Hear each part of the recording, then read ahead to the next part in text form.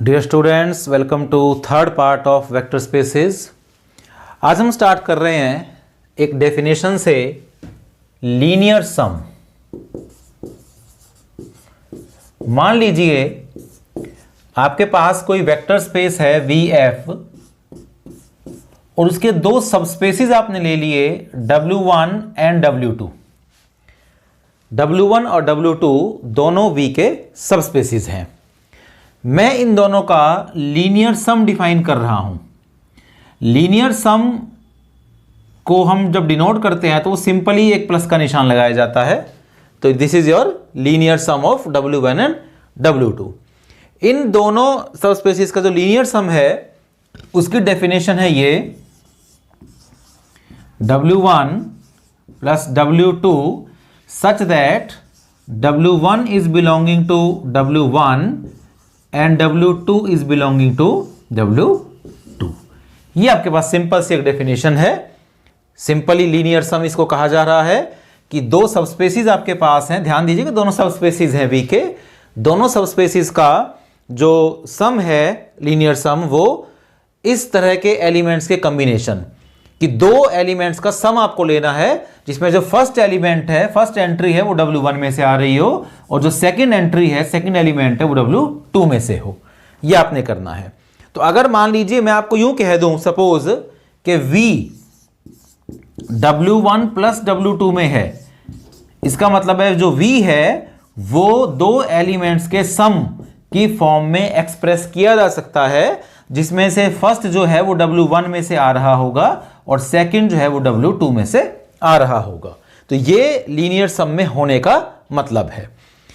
हमारे पास जो एक लीनियर सम का एक छोटा सा रिजल्ट है कि linear sum of two subspaces is also a subspace. दो सबस्पेसेस का जो लीनियर सम है वो भी एक सबस्पेस होता है। ये हमें प्रूव करना है।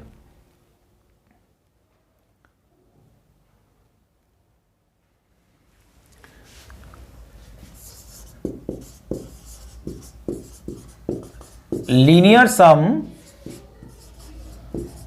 Of two subspaces is a subspace. तो मान लीजिए आपके पास दो सबस्पेसेस हैं V के, W1 एंड W2, और दोनों सबस्पेसेस दिए हुए हैं आपको। तो इनका जो लीनियर सम है W1 प्लस W2, इसे सबस्पेस प्रूव करना है। This is subspace, this we have to prove. ये हमें प्रूव करना है कि this is also a subspace. ये सबस्पेसेस दिए हुए हैं, इंडिविजुअल सम को हमें प्रूव करना है। क्या किया हमने? जब सबस्पेस किसी को प्रूव करना होता है तो याद है आपको जो मेथड क्या होता था हमारे पास, AU प्लस BV।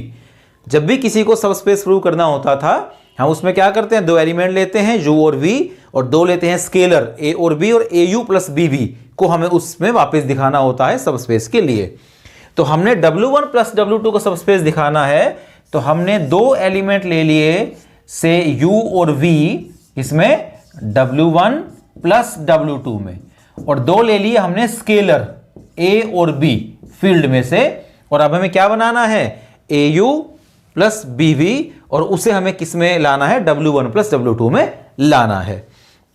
हाँ जी, U W1 प्लस W2 में है, इसका मतलब U को मैं एक्सप्रेस कर सकता हूं दो एलिमेंट्स का सम, जिसमें से जो फर्स्ट है वो W1 में से आ रहा होगा और जो सेकंड है वो W2 में से आ रहा होगा। ये इसी तरह से V भी W1 प्लस W2 को बिलोंग करता है, तो V भी दो ऐसे एलिमेंट्स का सम लिखा जाएगा। तो उनके नाम रख दिए W1 dash plus W2 dash. दो ऐसे एलिमेंट्स का सम लिखा जाएगा जिसमें से जो फर्स्ट है वो W1 में से आ रहा होगा और जो सेकंड है वो W2 में से आ रहा होगा। ये आपके पास हो गया। अब AU प्लस BV कैलकुलेट करते हैं कि आता क्या है। हम निकालते हैं AU प्लस BV। तो U की वैल्यू पुट की हमने W1 plus W2 plus B into V की वैल्यू पुट की हमने W1 dash plus W2 dash. अब इसको थोड़ा सा रीअरेंज करते हैं, टर्म्स को थोड़ा आगे पीछे करते हैं। यहां से उठाया AW1, यहां से उठाया BW1 डैश, तो इनको हमने इकट्ठा लिख दिया। इसी तरह से AW2 और यहां से उठाया BW2 डैश और इनको इकट्ठा लिख दिया। अब ध्यान से इस फर्स्ट ब्रैकेट को देखिए। फर्स्ट ब्रैकेट में जो ये W1 है और W1 डैश है, ये दोनों W1 में से आ रहे हैं। W1 भी इसका एलिमेंट है, W1 डैश भी इसका एलिमेंट है और W1 एक सबस्पेस दिया हुआ है, तो अगर इनका कोई कॉम्बिनेशन होगा तो वो W1 में आएगा। तो ये पूरी टर्म W1 को बिलोंग कर गई। इसी तरह से ये पूरी टर्म W2 को बिलोंग कर गई। तो कुल मिला के अगर आप ध्यान से देखें तो ये आ गया some element of W1 plus some element of W2। तो इन दोनों का सम आ गया, तो इसका मतलब ये किसको बिलोंग करेगा? W1 प्लस W2 को बिलोंग करेगा। तो ये जो आपके पास AU प्लस BV बनाया, ये W1 प्लस W2 में आ गया। तो W1 प्लस W2 क्या हो गया? एक सबस्पेस हो गया। बहुत ही सिंपल, आसान सा प्रूफ है, सिंपल सी चीज है कि linear sum of two subspaces is a subspace. दो सबस्पेस आपको दिए हुए हैं, उनका लीनियर सम लिया और उसे आपने सबस्पेस प्रूव करना है। उसे सबस्पेस प्रूव करने के लिए आपने दो एलिमेंट उसमें ले लिए, U और V, और दो ले लिए स्केलर A और B, और AU प्लस BV आपने इसमें दिखाना है। U इसका एलिमेंट है तो ऐसे एक्सप्रेस होगा, जिसमें से कि फर्स्ट W1 में से, सेकंड W2 में से। V भी इस सम में है तो V भी इस तरह से एक्सप्रेस होगा, फर्स्ट इसमें से, सेकंड इसमें से। AU प्लस BV दोनों की वैल्यू पुट की, टर्म्स को रीअरेंज किया। फर्स्ट जो ये ब्रैकेट है ये W1 को बिलोंग कर गया कंप्लीट, ये W2 को कर गया। Hence AU plus BV is belonging to W1 plus W2 and so W1 plus W2 is a subspace of V। Linear sum of two subspaces is a subspace. ये हमने prove किया। अब जैसे linear सम define किया है, एक हम define करते हैं डायरेक्ट सम। एक और टर्म होती है इसमें जिसे हम डायरेक्ट सम के नाम से जानते हैं। तो कोई वेक्टर स्पेस है, सपोज आपके पास V किसी फील्ड F पे, और उसके दो सबस्पेसेस हैं W1 एंड W2। तो V को W1 प्लस W2 का डायरेक्ट सम कहा जाएगा। ये नोटेशन है जी, प्लस लिख के और उस पर सर्कल लगा देते हैं डिफरेंशिएट करने के लिए कि लीनियर सम जो था वो सिंपल प्लस से था और जो डायरेक्ट सम है वो आपका इस तरह से डिनोट होता है। तो V जो वेक्टर स्पेस है वो अपने दो सबस्पेसेस W1 और W2 का डायरेक्ट सम कहा जाएगा अगर V can be uniquely expressed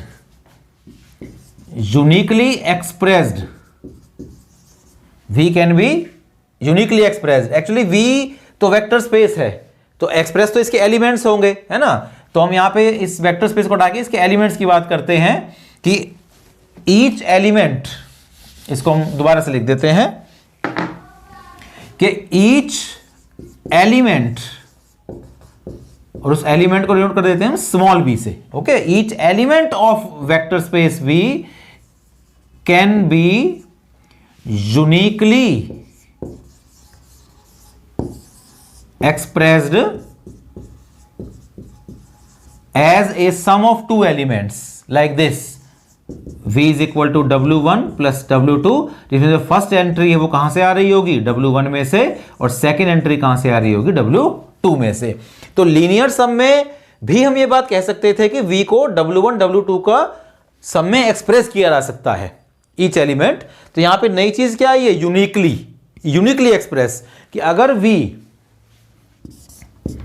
W1 और W2 का लीनियर सम है तो V each element can be expressed as sum of two elements. वहां पे यूनिकली नहीं था, यानी कि ऐसा करने के एक से ज्यादा मेथड्स भी हो सकते हैं। आपको एक से ज्यादा पेयर भी ऐसा मिल सकता है कि देखो भैया ये एक पेयर है, V इन दोनों के सम में एक्सप्रेस हो गया, ये एक और पेयर है उससे अलग, V इन दोनों के सम में भी एक्सप्रेस हो गया। एक ही एलिमेंट दो अलग अलग तरीकों से एक्सप्रेस हो सकता है लीनियर सम में, लेकिन डायरेक्ट सम में ऐसा नहीं होगा। डायरेक्ट सम में वो यूनिकली एक्सप्रेस होगा। एक ही पेयर आपको ऐसा मिलेगा यूनिक कि v को आप दो एलिमेंट्स के सम में एक्सप्रेस कर पाओगे। ये फर्क है लीनियर सम में और डायरेक्ट सम में। एक एग्जांपल के थ्रू इसको थोड़ा सा समझने की कोशिश करते हैं, इस डिफरेंस को समझने की। मान लीजिए आप काम कर रहे हैं R3 में, जो आपके 3 टपल्स का कलेक्शन होता है x y z such that x y z belongs to R, या पढ़ चुके हैं। इसका मैं दो सबस्पेस लेता हूं। एक सबस्पेस मैंने लिया W1, वो सबस्पेस मैंने लिया x 0 0। फर्स्ट कोऑर्डिनेट कुछ भी हो सकता है, कोई भी एक रियल नंबर, और सेकंड थर्ड पोजीशन पे 0 होना चाहिए। एक मैंने लिया W2 0 YZ belongs to R, first position पे 0 होना चाहिए, सेकंड थर्ड पे कुछ भी हो सकता है। ये मैंने दो सबस्पेसेस ले लिए। अब मैं क्या करता हूं, R क्यूब का कोई भी एक एलिमेंट लेता हूं। सपोज फॉर एग्जांपल 3 4 और 2 सपोज मैंने ले लिया, तो मैं कहता हूं कि मैंने 3 4 2 को एक्सप्रेस करना है, एक इसका एलिमेंट प्लस एक इसका एलिमेंट। तो यहां से आपको क्या लेना पड़ेगा, 3 0 0, और यहां से आपको लेना पड़ेगा 0 4 2। तो क्या आ जाएगा, ये 3 4 2। इनको जोड़ेंगे तो 3 4 2 आ जाएगा। तो ये जो आपने एक्सप्रेस किया, क्या इस पेयर के अलावा, इस पेयर के अलावा और कोई चॉइस है आपके पास? नहीं है। क्यों? आपको, क्योंकि यहां पे 0 लेना जरूरी है। इसका जब एलिमेंट लोगे तो फर्स्ट पोजीशन पे 0 होना ही चाहिए। आपके पास फाउंडेशन है तो फर्स्ट पे अगर आपके पास 0 जरूरी है लेना, तो यहां पे आपको 3 ही लेना पड़ेगा, अदरवाइज आपका आंसर मैच नहीं करेगा। यहां पे क्योंकि सेकंड थर्ड पे 0 होना ही चाहिए, तभी W1 को बिलोंग करेगा। कंडीशन दो है यहां पे, एक तो इनका सम ये आना चाहिए, दूसरा फर्स्ट एंट्री W1 में से होनी चाहिए, सेकंड W2 में से होनी चाहिए। तो अगर हम इस दोनों कंडीशन को सेटिस्फाई करते हैं इस पर्टिकुलर केस में, तो इसके अलावा और कोई चॉइस, इसके अलावा और कोई पेयर हमारे पास अवेलेबल नहीं हो सकता कि इसको हम दो एलिमेंट्स का सम एक्सप्रेस कर पाए। तो एक तो दो बातें हो गई, एक तो इसका हर एलिमेंट, ये तो एक मैंने 3 4 2 वैसे ही ले लिया एग्जांपल। आप कुछ भी, कोई भी 3 टप्पल लीजिए, कोई भी 3 टप्पल, तो आप उसको हमेशा एक्सप्रेस कर पाएंगे। संभव हमेशा होगा कि आप उसको दो एलिमेंट्स के सम में एक्सप्रेस कर पाएंगे, लेकिन आपके पास यूनिक चॉइस रहेगी। आपके पास एक ही पेयर ऐसा मिलेगा हमेशा, आपके पास एक से ज्यादा चॉइस नहीं मिलेंगी। तो इसीलिए W1 और W2 का R क्यूब सम है, और कैसा सम है? डायरेक्ट सम है। डायरेक्ट सम है। क्यों? क्योंकि each element can be uniquely expressed, unique तरीके से एक्सप्रेस हो पा रहा है, एक ही तरीके से एक्सप्रेस हो पा रहा है, एक से ज्यादा मेथड्स नहीं मिल रहे, इसलिए ये आपका होगा। लेकिन अगर मैं सपोज इसी वेक्टर स्पेस में अब मैं दो अलग तरह से लेता हूं, W1 तो सपोज मैंने यही ले लिया, x 0 0, where x belongs to R। लेकिन जो W2 है, अब मैं थोड़ा सा चेंज करके ले रहा हूं। अब मैं ले रहा हूं x 0 z, xz belongs to R। ठीक है, सेकंड पोजीशन पे 0 होना चाहिए, फर्स्ट और थर्ड पे कुछ भी हो सकता है, आपके पास चॉइस है। अब अगर मैं इन दोनों के हिसाब से अपने इसको दोबारा से लिखता हूं 3 4 2 को, 3 4 2 को, तो आप कहोगे जी एक मेथड तो वो भी हो सकता है आपका, पहले वाले मेथड से हम कर सकते हैं। तो यहां से ले लीजिए 3 0 0, और यहां से ले लीजिए आप 0 4 2, नहीं बीच वाले में 0 तो लेना ठीक नहीं रहेगा ना, बीच वाला 0 हमने कॉमन ले लिया, ये हमने थोड़ा सा इसमें ठीक नहीं किया। यहां पे इसको चेंज करो, यहां पे इसको ना x y 0 कर दो, x y 0, क्योंकि सेकंड पोजीशन पे अगर दोनों 0 हो जाएंगे तो फिर ये तो कभी भी नहीं आएगा, तो फिर तो सम ही नहीं होगा ना। सम होना जरूरी है पहले कि each element can be express, unique है कि नहीं है सिर्फ उसके ऊपर डिपेंड करेगा लीनियर डायरेक्ट। तो यूनिकनेस हमें देखनी है। तो पहले तो कंडीशन सेटिस्फाई अगर नहीं हुई कि अगर एक्सप्रेस ही नहीं हुआ, सपोज 3 4 2 को लिखा ही नहीं गया दो एलिमेंट्स का सम, तो फिर वहां पे आपको लीनियर या डायरेक्ट की बात ही नहीं करनी, क्योंकि सम ही नहीं है। तो पहले तो वो लिखा जाना जरूरी है ईच एलिमेंट। तो 3 4 2 को एक्सप्रेस करने के लिए मैंने थोड़ा स्ट्रक्चर चेंज कर दिया, यहां पे ले लिया x y 0 की सेकंड और फर्स्ट पोजीशन पे कुछ भी हो सकता है, थर्ड पे 0 होना चाहिए, और यहां पे आपके पास फर्स्ट और थर्ड कुछ भी हो सकते हैं, सेकंड पे 0 होना चाहिए। तो यहां से ले लिया मैंने 3 0 0 और यहां से मैंने ले लिया x 0 0 3 4 0 और यहां से ले लिया मैंने 0 0 2 3 4 0। भाई फर्स्ट पोजीशन सेकंड पे कुछ भी हो सकता है, थर्ड पे 0 होना चाहिए। तो ये ऑफ कोर्स W1 में से आ रहा है और ये थर्ड और फर्स्ट कुछ भी हो सकते हैं, सेकंड पे 0 होना जरूरी है। तो ये ऑफ कोर्स W2 से आ रहा है और इनको ऐड करेंगे तो आपका आंसर भी ये हो जाएगा। तो ये तो एक चॉइस हुई। इसके अलावा अब हमारे और चॉइस भी हैं। क्या? मैं यहां पे लेता हूं 2 4 0 और लेता हूं 1 0 2। अब भी देखिए आंसर वही आ रहा है, 2 + 1 3, 4 + 0 4, 0 + 2 2। तो इन दोनों का सम यह आ रहा है और इसको देखेंगे तो ये W1 को बिलोंग कर रहा है, इसको देखेंगे तो ये W2 को बिलोंग कर रहा है। इसका मतलब क्या हो गया कि ये एक से ज्यादा तरीके हमें मिल गए कि सेम एलिमेंट ऐसे भी एक्सप्रेस हो रहा है, ऐसे भी हो रहा है, और फिर आपको दो नहीं मिलेंगे, बहुत सारे मिलेंगे, इनफाइनेटली मैनी, क्योंकि आपको ये सम 3 चाहिए। अब यहां पे 2 और 1 ले लिया, यहां पे आप जो है ना 1 और 2 भी ले सकते हैं, 0 3 भी ले सकते हैं, माइनस के भी ले सकते हैं, फ्रैक्शन के भी ले सकते हैं। फ्रैक्शन भी हो सकता है मैं यहां लिख दूं 3/2 3/2, यहां लिख दूं 1/2, यहां लिख दूं मैं 5/2, तो भी 3 आ जाएगा। तो क्योंकि रियल नंबर लेने हैं आपने, तो there are infinitely many choice. तो यहां क्योंकि आप एलिमेंट को एक से ज्यादा तरीकों से एक्सप्रेस कर पा रहे हैं तो ये आपका लीनियर सम है, और यहां क्योंकि यूनिकली एक्सप्रेस कर पा रहे हैं तो ये आपका डायरेक्ट सम है। तो r³ इन दोनों का तो डायरेक्ट सम है और r³ इन दोनों का लीनियर सम है। तो ये दोनों में फर्क है, एक से ज्यादा तरीकों से लिखा जा सके लीनियर सम, यूनिकली लिखा जा सके तो डायरेक्ट सम। इन दोनों के बीच एक बहुत ही इंपॉर्टेंट थ्योरम है जो कि एग्जाम में बहुत बार आती है, और दोनों के जो रिलेशन है डायरेक्ट सम और लीनियर सम का, उसको बहुत ही खूबसूरती से वो डिफाइन करती है कि V कोई वेक्टर स्पेस है, दो सबस्पेसिस का डायरेक्ट सम होगा if and only if number 1 के V इन दोनों का लीनियर सम हो, और सेकंड कंडीशन ये है कि W1 और W2 के इंटरसेक्शन में 0 एलिमेंट के अलावा, आइडेंटिटीज होती है आपके, उसके अलावा और कोई भी एलिमेंट ना आए। W1 intersection W2 is equal to 0 subspace हो जाए। W1 इंटरसेक्शन W2 0 तो उसमें आएगा ही, आप रोक भी नहीं सकते क्योंकि दोनों सबस्पेसिस हैं।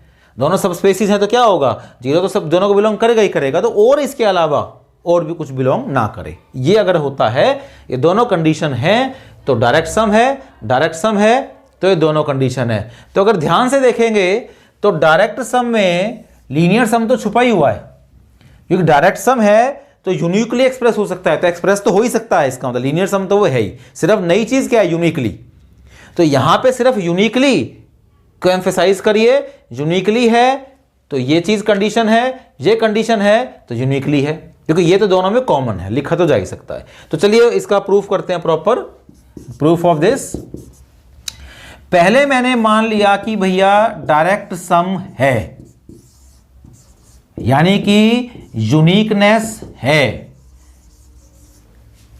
पूरी लाइन लिख देंगे आप, each element of V can be uniquely expressed as sum of two elements, one from W1 and second from W2। Uniqueness is given. ये दोनों कंडीशन प्रूव करनी है, तो ये तो प्रूव करने की जरूरत ही नहीं है, एक्सप्रेस तो हो ही रहा है, सिर्फ ये प्रूव करना है कि W1 और W2 में जो कॉमन एलिमेंट है वो 0 के अलावा और कोई नहीं है, दोनों के इंटरसेक्शन में सिर्फ 0 है। तो हमने मान लिया कि लेट इफ पॉसिबल इन दोनों में एक एलिमेंट कॉमन है जो कि नॉट इक्वल टू 0 है। यह हमने मान लिया कि इन दोनों के इंटरसेक्शन में एक नॉन जीरो एलिमेंट है V। अब क्या हो गया जी, VW1 में भी है और VW2 में भी है। VW1 में है तो मैं V को लिख रहा हूं जी V + 0, वेयर वी हमने कहां से उठाया है, W1 में से, और 0 कहां से उठाया, W2 में से। 0 तो दोनों में है ही है, सब स्पेसिस है। V W2 में भी है, इंटरसेक्शन में है, यानी कि दोनों में है। अब V W2 में है तो V को मैं लिख सकता हूं 0 plus V, where 0 belongs to W1, W1 में से अब 0 उठाई है, और V जो है वो हमने W2 में से उठाया है, भाई दोनों में था, तो एक बार हमने वहां से V उठा लिया, एक बार वहां से V उठा लिया, दूसरे में से 0 ले लिया। तो V को दो अलग अलग तरीकों से मैं एक्सप्रेस कर पाया। दिस इज अ कंट्राडिक्शन, क्योंकि यूनिकनेस होनी चाहिए एक्सप्रेशन में। हर एक एलिमेंट यूनिकली एक्सप्रेस किया जाना चाहिए। मैंने दो अलग अलग तरीके दिखा दिए, ये एक डिफरेंट मेथड है, ये एक डिफरेंट मेथड है। ये आपके पास दो अलग अलग एक्सप्रेशंस आ गई एक ही एलिमेंट की, जो कि कंट्राडिक्शन है to the given hypothesis. Hence this is not possible. इन दोनों के इंटरसेक्शन में कोई भी नॉन जीरो एलिमेंट नहीं आएगा, यानी कि इन दोनों के इंटरसेक्शन में सिर्फ और सिर्फ 0 ही रहेगा। तो दोनों के इंटरसेक्शन में 0 हो गया। कन्वर्सली में क्या करना है, कन्वर्सली में हमने ये मान लेना है कि ये दोनों कंडीशंस होल्ड करती हैं, कि दोनों कंडीशंस होल्ड करती हैं। कौन कौन सी, एक तो V दोनों का सम लिखा जा सकता है, एंड दोनों के इंटरसेक्शन में 0 के अलावा और कुछ नहीं है। अब ये दोनों कंडीशंस गिवन है। प्रूव क्या करना है, प्रूव करना है कि जी डायरेक्ट सम है, मींस यूनिकनेस, यूनिकली एक्सप्रेस किया जा सकता है। तो मैंने कोई एलिमेंट ले लिया V का, सपोज V, और मैंने मान लिया लेट इफ पॉसिबल, उसको मैं दो अलग अलग तरीकों से लिख सकता हूं। एक तरीका मैंने ये ले लिया जी, वेयर W1 जो है वो W1 में से आ रहा होगा, और W2 जो है वो W2 में से आ रहा होगा। और दूसरा मैंने तरीका मान लिया जी W1 dash plus W2 dash, where W1 dash W1 में से आ रहा होगा, और W2 डैश W2 में से आ रहा होगा।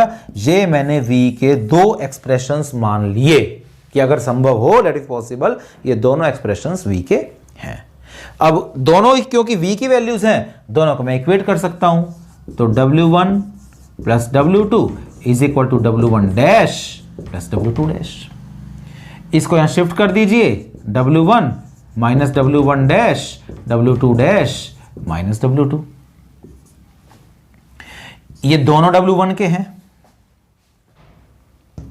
W1 और W1 डैश दोनों W1 में से हैं। W1 एक सब स्पेस है, दोनों का डिफरेंस भी W1 में होगा, तो ये W1 में होगा और ये W2 में होगा।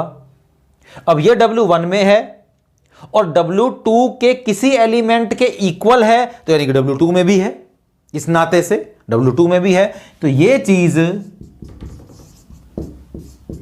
दोनों के इंटरसेक्शन में आ गई। ऐसे यहां पे ये W2 के दो एलिमेंट्स का डिफरेंस है, तो W2 में है, लेकिन क्योंकि इसके इक्वल है तो W1 में भी है, इसका तो ये भी दोनों में है, तो ये भी दोनों में है, तो दोनों के इंटरसेक्शन में आ गया।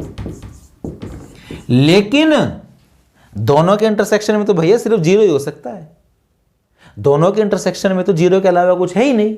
अब ये भी इसमें आ गया, तो इसका तो इसको 0 होना चाहिए, तो इसका मतलब है कि W1 माइनस W1 डैश को 0 ही होना पड़ेगा। इसी तरह से W2 डैश माइनस W2 को 0 ही होना पड़ेगा।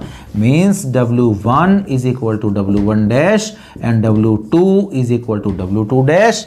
W1 is equal to W1 dash, W2 is equal to W2 dash. मैंने तो माने थे कि दो अलग अलग एक्सप्रेशंस, लेकिन अल्टीमेटली हुआ क्या, ये तो इसके इक्वल आ गया, ये इसके इक्वल आ गया। इसका मतलब यूनिक एक्सप्रेशन है। इसका मतलब कि जब आप दो अलग अलग लेके चले अपनी तरफ से, तो मैच कर गए, तो एक ही तरीका है लिखने का, एक ही पेयर है, एक ही पॉसिबल मेथड है जिसमें आप V को एक्सप्रेस कर सकते हैं। तो यूनिक एक्सप्रेशन हो गया। इसका मतलब किसकी डेफिनेशन आ गई, डायरेक्ट सम की।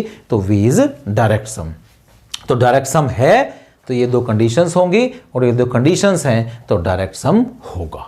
ये एक बहुत ही इंपॉर्टेंट रिजल्ट हमने किया। आज के लिए इतना काफ़ी है। एक छोटी सी डेफिनेशन बता के उसके बाद फिर आपको मैं आज की जो असाइनमेंट है, जो क्विज है, वो दे देता हूँ। एक छोटी सी डेफिनेशन मान लीजिए, या एक वैसे मान लीजिए आपको पता है लीनियर कॉम्बिनेशन, एक छोटी सी बात है, लीनियर कॉम्बिनेशन। लीनियर कॉम्बिनेशन क्या होता है कि मान लीजिए आप किसी वेक्टर स्पेस में काम कर रहे हैं VF में, और आपने एक एलिमेंट ले लिया, तो अगर आप V के कुछ ऐसे एलिमेंट्स आपको मिल जाते हैं कि आप उनकी टर्म्स में एक्सप्रेस कर पा रहे हैं, तो सिंपली कहने का मतलब यह है कि उसकी टर्म्स में लिखना कि V1 V2 Vn का लीनियर कॉम्बिनेशन कहलाएगा अगर ऐसे स्केलर्स आपको मिल जाएं A1 A2 An कि V उनकी टर्म में एक्सप्रेस हो जाए। V इस तरह से सम लिखा है कि this some scalar into this plus some scalar into this plus some scalar into this, तो आप कह सकते हैं कि ये लीनियर कॉम्बिनेशन है। इस तरह का जो एक्सप्रेशन होता है इसको लीनियर कॉम्बिनेशन कहा जाता है कि V is a linear combination of V1 V2 Vn। Okay, तो ये कई बार यूज हो जाता है लीनियर कॉम्बिनेशन लिखना या लीनियर कॉम्बिनेशन दे रखा है तो उसका मीनिंग ये रहेगा। अब मैं आपको क्विज जो है वो दे देता हूं, कुछ क्वेश्चंस जो आपने करने हैं खुद।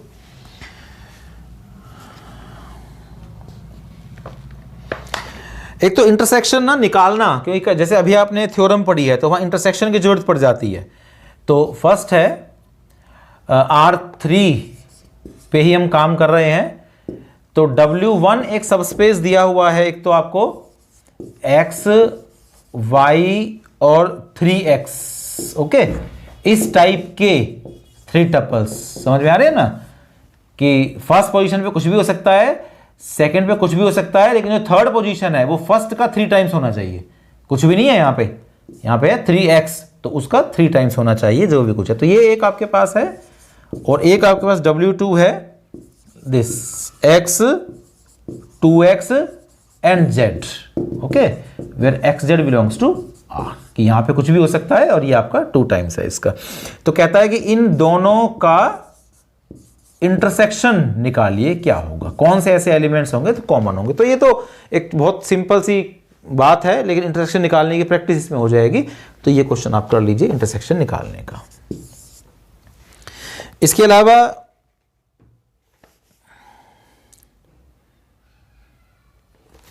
ये है आपके पास कि W1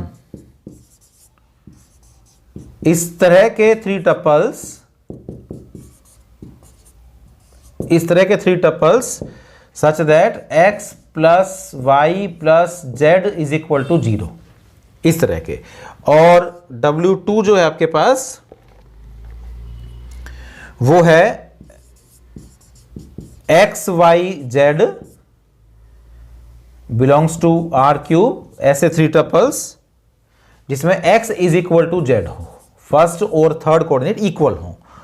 और जो W3 है वो आपका लिया है 0 0 z, 0 0 z, इस तरह के। ओके, कहता है कि एक तो प्रूव कीजिए कि जो R3 है, जो है आपका, वो W1 प्लस W3 लिखा जा सकता है, ये चीज, और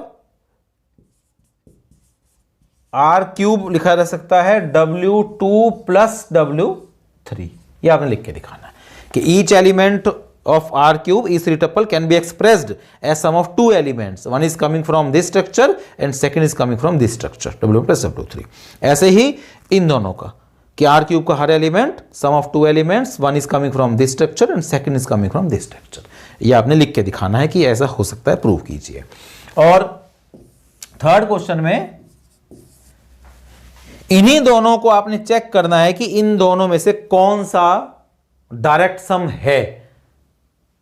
लीनियर सम तो आपने यहां पे प्रूव कर देना है। अब डायरेक्ट सम यूनिकनेस है या एक से ज्यादा तरीकों से लिखा जा सकता है, वो आपने इसमें चेक करना है। हो सकता है दोनों डायरेक्ट सम हो सकता है कि कोई भी ना हो सकता है ये हो ये ना हो, तो जो भी है आपके पास दोनों में से आपको चेक करना है।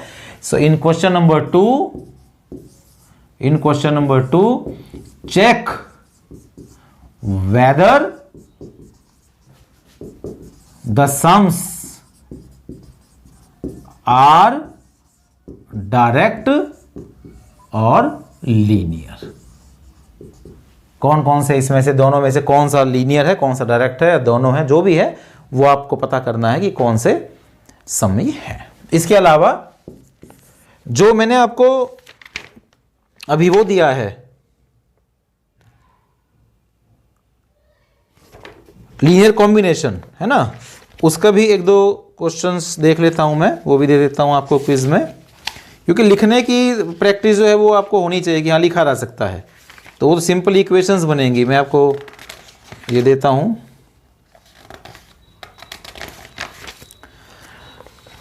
Express the vectors